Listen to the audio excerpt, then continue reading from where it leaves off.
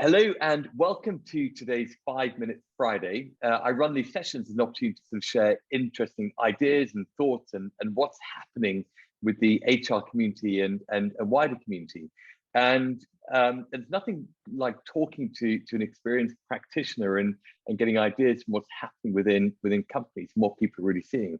So I'm delighted today to be joined by Noel McGonigle, who is the HR director for Savills.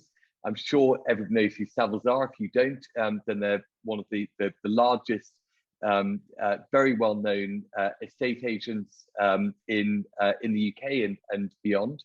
And Noel, I'd thank you so much for joining me today. I'd love to. See you again. I'd love to hear from you a bit about what's sort of on your mind, and particularly as we start heading back to work. Some of the lessons that you've learned and what you hope to take forward. Sure.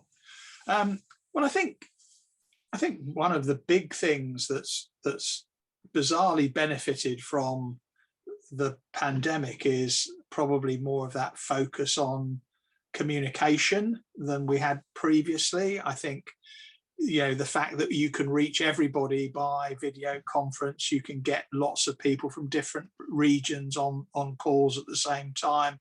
You can engage with many more people in a better way than perhaps the old email and sort of corporate message. So I think that's been a real benefit. I think the other thing is just that focus on well-being, but probably more at an individual level, because you've got used to dealing with people almost one-on-one like we are, because of the video conferencing has been that the Zooms, team, Google, whatever you're using has been the thing of the day. So you've got much more personal interaction, and you've also seen much more of people's lives. You've seen the kids, you've seen their partner, you've seen their dog, cat, whatever. It's all appeared at some point in the movie, and so you've got much more of an insight into that person as a real human being rather than somebody that you work with. And I think all of that sort of more personal connection, I think, will be something that we'll all look forward to continuing as we start to think about going back into the office. And I think, we've almost, the legend has become reality in that, everyone's been talking about, well, it's 2 or 3 days a week in the office. And, almost the urban myth has become the expectation. That's right. And certainly in our business, we've seen the flight from the city to the country, and not just into the normal commuting belt, but beyond. And people sort of plan on that 2 or 3 days a week suddenly makes your commute very different than if you're thinking you might have to do it every day. And so how going forward do you think that we can protect some of the things that we've gained from the pandemic? I think it's like a lot of things. You just have to make sure you remember them and focus on them. You've got to keep them at the front of your mind and not get lazy and just slip back into the old ways of working. And I think that will be one of our biggest challenges across all businesses, is not just getting lazy and going back to the way it was and losing all of the benefits of the lessons learned in pandemic around communication, around engagement with people, around that sort of focus on well-being. And also, the fact that you've got so many talented people in your organization.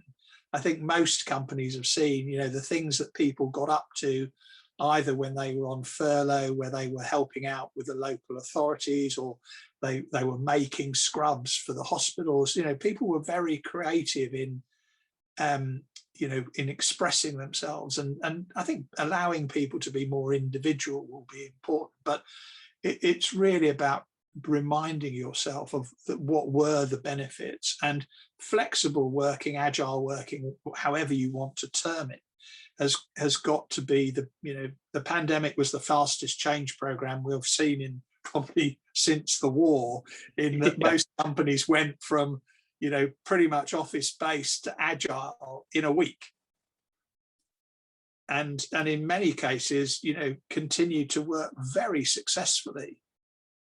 And for you going forward, then how will you sort of keep tabs on whether you are protecting the best and try and sort of encourage that sort of sense of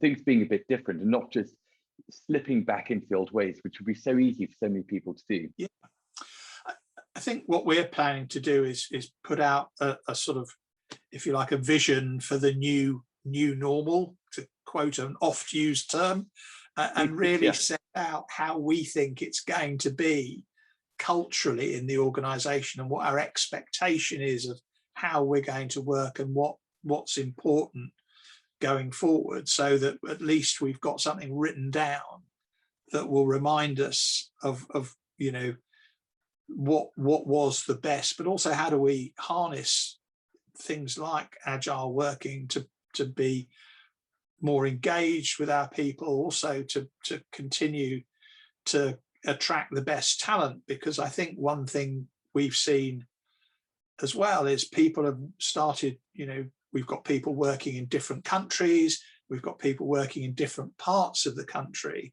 that normally would have all been in an office in London, and actually it's worked really well. And so allowing that, if you're embrace that as a way of attracting and retaining your best talent, I think that's going to be really powerful going forward.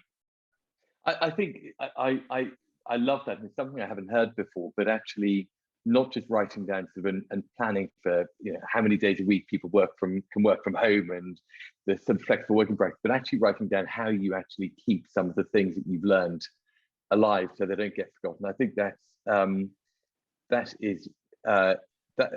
something which, having now heard it, I think every company should be looking to do, because we could very easily forget it all. And I think those companies that do forget it all will be at a disadvantage those companies who go, actually, we want to learn from what happened and make sure that we have a stronger culture and a more productive culture as a consequence.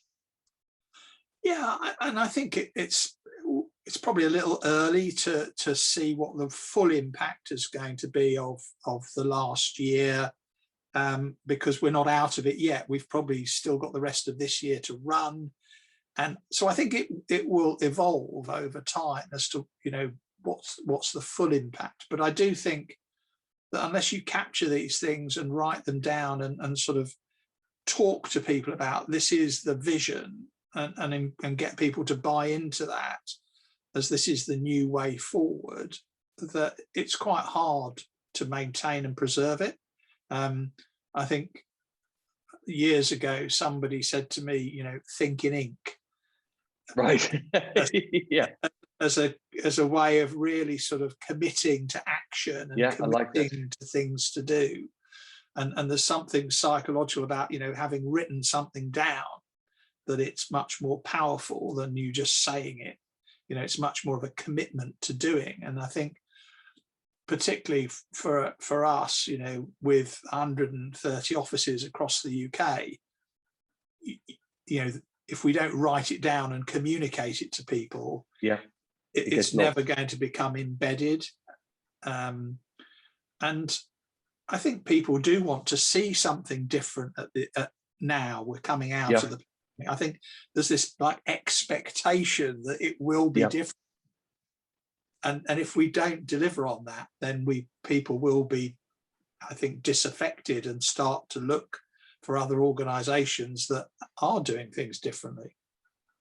Noel, I feel like you and I could chat and talk this through for hours. This is so interesting. But thank you so much for sharing. And Noel, what I'd love is if you and I could get together again, as hopefully the world has reopened. And I'd love to hear actually how effective this has been, and actually what did end up getting retained, Yeah, and what necessarily didn't. So Noel, so thank you so much for coming on today. I really appreciate it. pleasure, Chris. Nice to see you again.